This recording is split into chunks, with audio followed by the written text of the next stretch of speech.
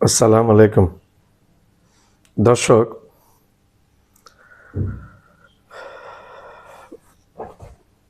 বাংলাদেশ ভারতের দাদাগিরি আর মেনে নিবে না। বিগত ফ্যাসিস্ট শেখ হাসিনা পতনের পর থেকে বাংলাদেশ চোখ উঠিয়ে কথা বলা শুরু করেছে ভারতের সাথে।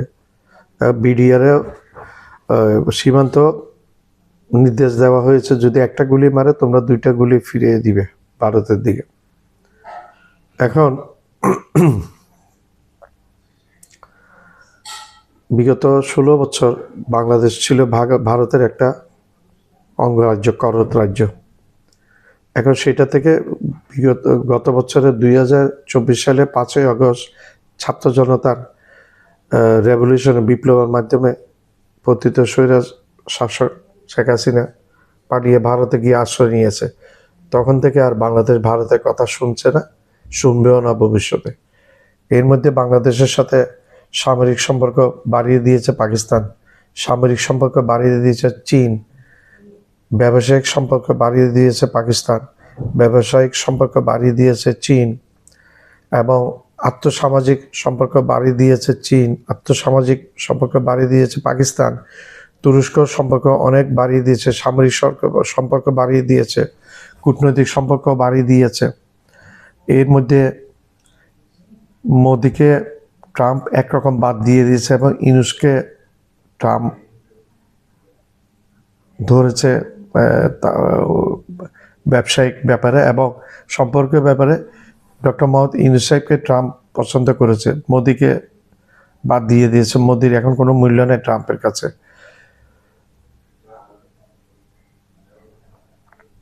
মোদির মূল্য এখন ট্রাম্পের কাছে একেবারে নাই, যার কারণে আমেরিকা সফর করে কোনো কিছু আদায় করতে পারে না, উল্টা জরিমানা দিয়ে আসছে। জরিমানা বলতে এখন ট্যাক্স বসিয়ে দিয়েছে প্রচুর পরিমাণ ভারতের উপর। আর পাকিস্তান থেকে এই আমেরিকা থেকে প্রচুর পরিমাণে অস্ত্র কিনতে হবে, এটা এক ধরনের হুঁশিয়ারি দিয়েছে ট্রাম্প মোদিকে। তারপর এই আমেরিকা থেকে 12টার মতো F-36 কিনতে হবে, 35 কিনতে হবে। যেই বিমানগুলো অনেকটা অকেজ, সেই বিমানগুলো এখন কিনতে হবে মোদিকে।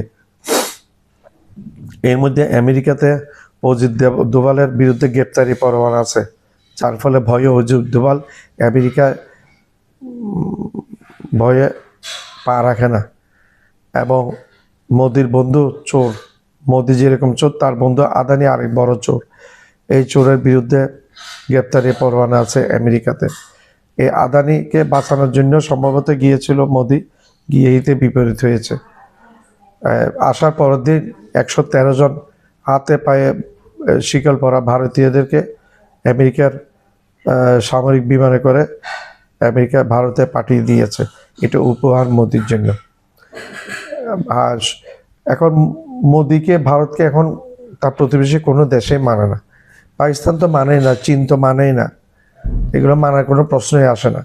এর মধ্যে বাংলাদেশের একটা বন্ধু রাষ্ট্র ছিল, বাংলাদেশ এখন মানে না, শত্রু হয়ে গেছে। নেপাল মানে না, ভুটান মানে না, শ্রীলঙ্কা মানে না, মালদ্বীপ মানে না। তুই বেটা ভারতের সাথে মানে কে? তোরে মানে কে? তুই তো বন্ধুহীন একটা। তুই এখন এত কট্টর মুসলিম বিরোধী, কট্টর হিন্দুত্ববাদী এই মোদি, তুই কেন মুসলমান দেশ আফগানিস্তানে যাস? আফগানিস্তানের সাথে যাইয়া তুই ওইখানে ধর্না বিখ্যাত ঝোলা নিয়ে আফগানিস্তানে যাস? তুই তো কট্টর হিন্দুত্ববাদী, মুসলিম বিদ্বেষী। তুই মোদি কেন মিডিল ইস্টে যাস, যাইয়া শেখদের পা চাটস? তুই তো ওইখানে গিয়ে শেখদের পা চাটস, নিজেকে দেখায় তুই আত্মার অনেক বড় কিছু। আজ তুই পা চাট একটা কুত্তা ছাড়া কিচ্ছু না। এক ধরনের পাগল হয়ে গিয়েছে। চায়না দখল করে নিয়েছে ভারতের পূর্ব অঞ্চলের বিশাল জায়গা, আর সেন্টার পাকিস্তান কাশ্মীর অ্যাটাক করছে। সেই দুই দিকে তাদের যুদ্ধ। এখন তৃতীয় দিকে ভারতের সেনা প্রধান নজর দিয়েছে বাংলাদেশ। বাংলাদেশে নাকি পাকিস্তানের গোয়েন্দা সংস্থা এসে ভরপুর হয়েছে, কারণ চিকেন লেগকে দখল করবে পাকিস্তানের গোয়েন্দা সংস্থা প্লাস চায়নার সেনাবাহিনী। এই 40 কিলোমিটার দখলের ভিতরে নেপালের সাথে সরাসরি বাংলাদেশের হয়ে যাবে সম্পর্ক। ডক্টর মোহাম্মদ ইউনূসের এই হুঙ্কার চলছে এখন নেপাল এবং ভুটানের সাথে সরাসরি হবে বাংলাদেশের ব্যবসা বাণিজ্য।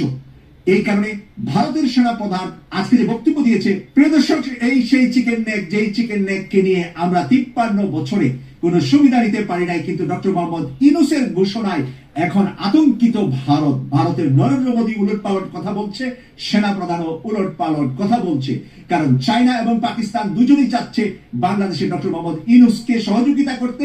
সরাসরি যোগাযোগ ব্যবস্থা হয়ে যাবে চায়নার সাথে নেপাল দিয়ে আমাদের, কারণ নেপালের যদি আমরা 40 কিলোমিটার চিকেন লেক দখল করতে পারি, তাহলে আমরা নেপাল হয়ে চায়নায় আমরা সরাসরি সব ব্যবসা বাণিজ্য চালু করতে পারবো।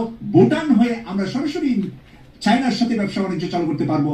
আর পাকিস্তান এতে তাদের পূর্বের যে একটা দেশ ছিল, একই দেশ ছিল, সেই কারণে পূর্বের মমতা থেকে, ভালোবাসা থেকে বাংলাদেশকে অন্তত সাহায্য করে ভারতের দাঁত ভাঙ্গা জবাব দেওয়ার জন্য পাকিস্তান প্রস্তুত বাংলাদেশকে সহযোগিতা করতে। আর এরই মাঝে ভারতকে যখন দাঁত ভাঙ্গার জবাব চায়না আর পাকিস্তান দিচ্ছে, নীরব দর্শকের ভূমিকা থাকতে চাচ্ছে আমেরিকা এবং ইউরোপ। তারাও খেপে আছে নরেন্দ্র মোদীর কার্যক্রমের উপরে, স্পেশালি বাংলাদেশের বিষয়ে নরেন্দ্র মোদীর নগ্ন হস্তক্ষেপ। 15.5 বছর শেখ হাসিনা যেভাবে জুলুম নির্যাতন বাংলাদেশে করেছে, সেই কারণে সেই প্রতিশোধটা এখন সবাই মিলে ভারতের উপরে নিতে চাচ্ছে। সম্প্রতি